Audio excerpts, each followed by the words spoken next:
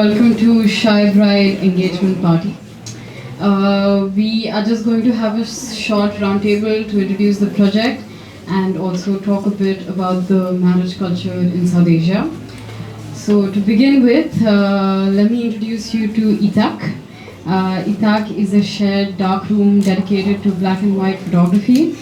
This hybrid space comprises areas, one of photographic exhibition, what we see here, and other of a lab where you can produce silver prints, which is right at the back, behind the bar. And Itak is also first and foremost a place to meet, create, and socialize, such as tonight. The collaboration between Shy Bride Video Services and Itak is driven by the investigation of different cultures through still and moving images. The gallery will also be developing still analog prints shot during the project of Shy Bride, which you have a chance to have if you donate more than 100 euros. So to introduce you a bit about the team of Shy Bride, they consist of 3 artists, 2 of which are here, and the 3 of them met at their Alma master program at Parsons School of Design. Let me start by introducing Zahra Mansoor, who is a Pakistani artist based between Paris and Karachi. She investigates the woman as a liminal space, the significance of decoration, ownership, and exoticism in the female experience and Sufi-rooted mysticism. Her practice employs stretching and sculpting fabric and playing with digital media, including film. Mansoor is intrigued by third spaces and also hosts lots of collective experiences. She has worked with Club Silencio and also Asian American Writers Workshop in New York. And she's also been part of many exhibitions at Parsons Paris, Foundation Flamenco, and Moda Curations in New York, and also Art and Charlie in Mumbai. Then let me introduce you to Joseph Anderson, who was brought up in US and currently lives in Paris, France. And his work surrounds motion graphics, the moving image, and photo. In 2023, he presented a solo show exhibition titled as Watcher Voiding Self at Gallery D in Paris. And he's been part of several group shows in Foundation Flamenco, Denver Museum of Contemporary, and he has received several awards in the field of art and writing. And Juliette Lazek, who's not with us here today, unfortunately, but she says hi from London, is a multimedia artist specializing in lens-based media, filmmaking, and medium format of 36mm and digital photography. She has also worked as a creative content producer. She's currently working as a creative content producer in London, and she takes a lot of film and photography for NGOs such as Pet Refuge Project and Palestine Solidarity Campaign, and has been a keen interest in documenting critical events in history. Now, coming down to the project of this evening, Shy Bride Video Services, can you tell us a bit more about the project itself and how it started, the clients that you will be working with during your period in Karachi, and also the equipment that you will be using, which would be interesting for us to know. And lastly, just the aesthetic that you're going for collectively, since you 3 come from very diverse backgrounds. Exactly, thank you. Thank you, Damini. So Shy Bride Video Services, to summarize, is an avant-garde video service that aims to create visual and moving images of contemporary modern-day weddings using retro equipment. And the purpose of this project is to really investigate, the socio-economic, political nuances when it comes to marriage as a phenomena that is very social and culturally endemic in South Asia and indeed in the rest of the world, but it provides us a gateway to investigating these nuances within human culture. And the project actually came about because a couple years ago, in my personal life, I was experiencing a lot of pressures when it came to marriage, which most women in South Asia, as we all know, experience, and indeed in other cultures as well around the world. And the breakthrough moment for me was when I discovered this archival video of my parents' marriage, which is playing behind Damini. And it was very interesting to see the way that marriage is actually captured, through the lens of a photographer or of a videographer. And it gave me a way, like a gateway to investigate these different things when it comes to marriage. And the main, social motivation behind this project was to see how marriage affects human beings in South Asia, but also how marriage provides a third space for people to gather and exchange ideas and really, build connections with each other. And within, marriage is also, there's many ideas of decoration, of exchange, of social class. So these are all themes that we wanted to explore through the project. And when it comes to being, specific about the medium and why a video service, for us as artists, it's a kind of like a method performance almost, I would say, to set up a video service, because a lot of the economy in South Asia is built around marriage. This involves a lot of services, such as video services. So as us, being an artist collective, forming a video service that is essentially non-traditional and non-functional, because in that day and age, this video that's playing on the screen was functional. But today, if you go to a marriage video service or a marriage photography service, you're going to get high-definition images that you can share with your relatives around the world or locally. So the idea was to kind of, put ourselves in this position as a video service and really capture the marriage and kind of take it as an object or as a social phenomena and form a more avant-garde way, as you can say, of doing documentary, So that's kind of the project, to summarize. And when it comes to equipment and the medium that we're using, we will be filming these marriages using retro equipment, and we had an open call that invited people to apply for being one of our clients. So the way the system works is these clients are being filmed at their weddings without having to pay us. So the agreement that we have with these weddings is that in exchange they are contributing this footage towards our project. And the project aims to have an exhibition at ITAC, actually, of still images in the spring, and this will be followed by a second round of filming marriages during the summer season and during the monsoon season, which Piyush briefly alluded to, but it's a whole different season of marriage. There's a winter season and there's a summer season normally in South Asia. So after the second round of filming, we will have enough moving images to have an exposition in Karachi where we intend to present these little vignettes in the form of a shamiana tent that's going to be built inside a gallery. So that's the final vision of this project, to summarize. And when it comes to equipment, I want Joey to talk a little bit about where this goes and where it comes from. Sure. So with this project, we want to evoke the world of avant-garde film through style and also method of technique. And in my own practice, I'm greatly inspired by avant-garde film. I've studied it, I've done non-camera filmmaking, and I absolutely love it. But for this project, we're particularly interested in avant-garde film between 1933 and 1967 in the US. This period of time was during the Hays Code, which was the code to govern the moving image, and basically the Bible of censorship of what can and can't be shown in mainstream media. So during this time, it employed a lot of artists to create in underground spaces and to show work in underground spaces, and it created a rich library of things that we can draw off of now, whether that's media or more of techniques.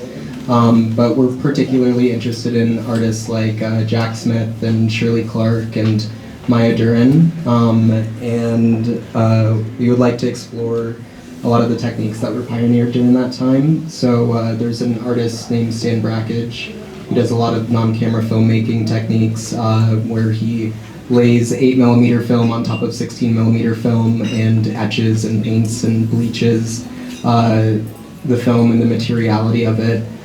So we want to explore more of those kinds of techniques, and we really want to see what happens when we draw from a time period of censorship in media and then apply that to filming in South Asia. And the thing with the reason why avant-garde filmmaking, the environment that you pointed out, Joey, the reason why that's important is because in South Asia, specifically in Pakistan, there's a wide trend of censorship, especially when it comes to cinema. And the Pakistani cinema industry is in a lot of trouble these days, actually, because a lot of films are censored and were censored during the 70s. So there's many difficulties when it comes to production in Pakistan. And I guess the parallel with the Hays Code is interesting because often, when it's marginalized voices, whether that's women or queer folk, people that really don't fit into a lot of the systems such as marriage and the black and white or more, I guess, structuredness that they evoke. Often the ways that you go about getting out of that or expressing yourself visually is by things that are a little bit more avant-garde. So that's kind of where that reference comes from. And then another thing that I want to mention between marriage videography and avant-garde film is the link of absurdity and also of voyeurism, because there's a very theatrical nature to marriage and the way that it's presented, and that's why photo and video is very important when it comes to marriage, because that's how you get that across, that's how it's documented, and the most important thing is actually the audience, because the reason why you have a ceremony is because there's somebody watching, right? And when you have a wedding, it's very important actually who you invite. There's a big culture on who you invite, who you don't invite, and when you have a wedding, who's giving the gift, who you need in the photograph actually. So all of these, ideas are really things that you can investigate by being the person behind the camera. So it's kind of how we're investigating this whole phenomena is through Shy Bride video services. I think at this point I really want to get into the very culture of marriage in South Asia. I see that prestige, value and respect is heavily gained through marriage. That becomes like a day of your life where you, exactly what Zahra said, that you invite people and you specifically don't invite some people and all the politics around that. Secondly, it's also considered as a holy and sacred event, not only for the couple but the entire family and all the relatives. So it's really like the big day of your life. And there is a collective definition of a successful life in South Asia, which is that you get good education, you get a decent job, and finally you get married and have kids. So that's been considered like the common definition of what your course of life should even be. And also like a lot of females are conditioned from a very young age to prepare themselves for marriage, to learn how to cook, to have this whole idea of, okay, you're going to have kids one day and your main large purpose is also to be a mother in life. I think it's also a universal thing, but it's really something that's conditioned in your mind from a very young age, especially in South Asia. And also South Asian countries are very hierarchical. That means when you're also looking at an arranged marriage, for a female, they usually look for families that are socio and economically the same level, or a guy that is socio-economically the same level as you or someone higher, whereas for a male, it would be someone of the same level or lower. So there are also these underlying politics in how arranged marriage even works, or the aspects that even in a love marriage a family would look at, that the boy should be well settled and ideally earning more than you. So these are also some definitions I think that now with the younger generations are changing, but it's still a way to go. Finally, it's also a very collective society, so they want to really continue their legacy and their bloodline. So hence the whole option of being independent or not getting married is something that you have to really rebel and fight for. There is no such option that is encouraged otherwise. And at this point, I also want to ask Joey, growing up in the US, how different was the culture of marriage in the USA? Sure. I mean, from my personal experience, I feel like I might not be the best person to ask about what marriage looks like in the US. I come from a very unconventional upbringing. My dad is gay and my mother's a lesbian, and they were never married. They didn't get together for love or anything like that. They got together with the commitment of having a kid. So a lot of my experience of going to weddings after it was legalized in the U.S. was going to my uncle's weddings and things like that, and my entire family's gay, so I don't necessarily have the most normal upbringing. But then on the other side of that, my dad's side of the family is extremely Mormon. So I've had a lot of marriages where you wait outside of the temple, waiting to see the bride and groom after they get married, because if you are not a practicing devout Mormon, married, etc., then you can't see the actual ceremony take place. So a lot of my experience in that context was going to the receptions afterwards and having a big party. But yeah. You know, when me and Joey started working on this project, it was interesting because we came from very different upbringings, and we met at this middle point where we were working on this together. And one of the things that was most striking to me was this relationship between love and marriage, you know? Because in South Asia as well, in a very funny way, marriage is very functional, right? Because there's a very strict function of marriage that's set by religion, which is to have children. And this is reinforced by our laws in Pakistan, which is it's illegal to have sex before marriage. So logically, when you are married to somebody and you have sexual intercourse with them, the purpose is to have a child. And what's also interesting is there's a lot of juxtapositions when it comes to how the marriage is conducted and the ceremonies around marriage. Because at the end of the marriage, you have a ceremony where the bride and the groom sit on the bed, where there's flowers decorating it, and it's insinuated that this is the bed where they're going to be fulfilling their duty, and everyone is going to come inside that room, shake their hand, give them a little gift, a little blessing, and then leave. So these things are very interesting, and all of them you really see them through the moving image. In this video of my parents' marriage, at the end there's a very detailed video of their bedroom, of the flowers above their bed, of everyone coming in and going out. So it's very interesting actually when you look at it, and it's presented to you so starkly, you know? And the other thing that I evoked what you were talking about, Damini, is the politics of marriage, you know? I feel like sometimes marriage is about everything except for really romance, you know? Because marriage is a very political act because it's so formalized. It's very important who you get married to. Like for me, both my grandfathers were in business together, and they also played cricket together. So it made sense for my mom and my dad to get married. And the thing is that really in our societies you have this, these microcosm of families and how they get married, and it's echoed on the larger scale. You have Benazir Bhutto's wedding, which was a very political marriage, actually, and then it failed. And then when you look at the video of that wedding, there's such a striking resonance to Princess Diana's wedding video, and her marriage was also a very political marriage, which also ended in something that maybe wasn't very pleasant. So these parallels are very interesting, and also Joey's experience and my experience, and these resonances, I think, are really what we intend on capturing through this project. And here I think it's also, I want to bring up the name Shy Bride, which is a little bit ironic, a little bit playful, the idea of the shy bride, and how the bride is supposed to be shy, her eyes looking down, but at the same time, she's the centerpiece of the show, she's really what is selling the wedding. The bride and the groom are seated on a stage, like we're sitting here and everybody's looking at us. People come to a wedding and they look at what the bride is wearing. They want to go up to the bride, shake her hand, give her well wishes.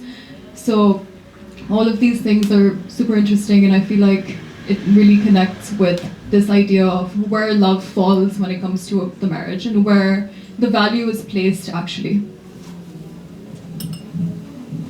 I just want to transition into the whole topic of commodification around marriages, especially in South Asia. You have the big fat wedding, as it's really a status symbol.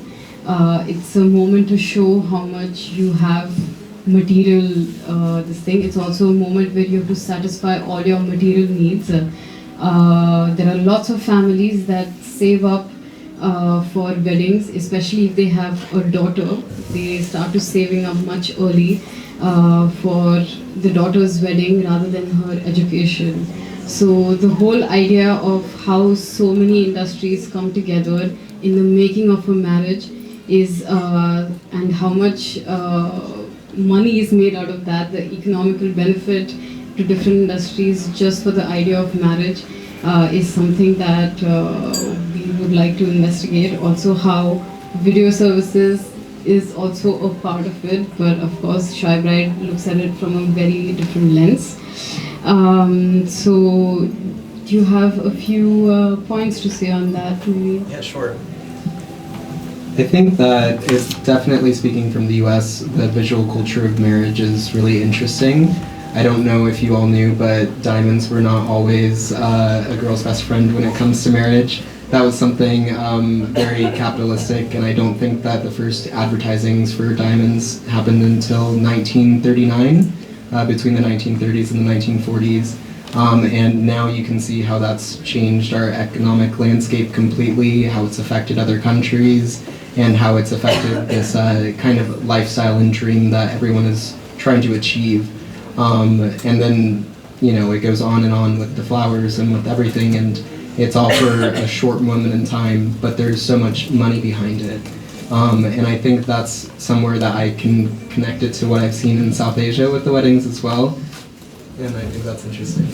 Yeah, absolutely. Because I think really when I was growing up in Pakistan, there were some small things that I was super used to, and I came here and I realized, okay, it's not normal. Like fashion shows. We have a bridal section in fashion shows where specifically they're showing bridal dresses, and you won't find that at Paris Fashion Week, normally. And then obviously there's manifold industries like you pointed out, Damini, and wedding services being one of them. There's flower services, there's even people that rent cars for the wedding, when you decorate them and things like this.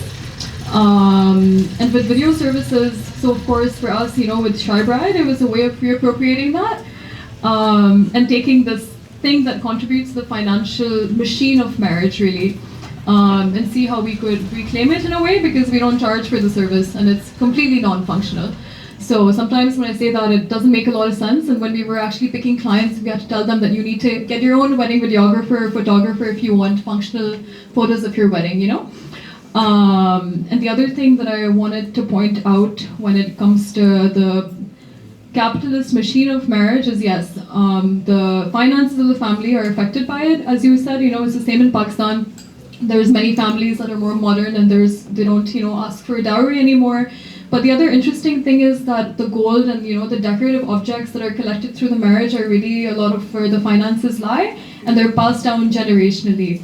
And it's interesting because the finances are really a way to keep the system, propagating and passing down generation after generation. Like I get phrases thrown to me sometimes like, we've saved up this for your wedding, or this jewelry of your mom's you're gonna wear when you get married.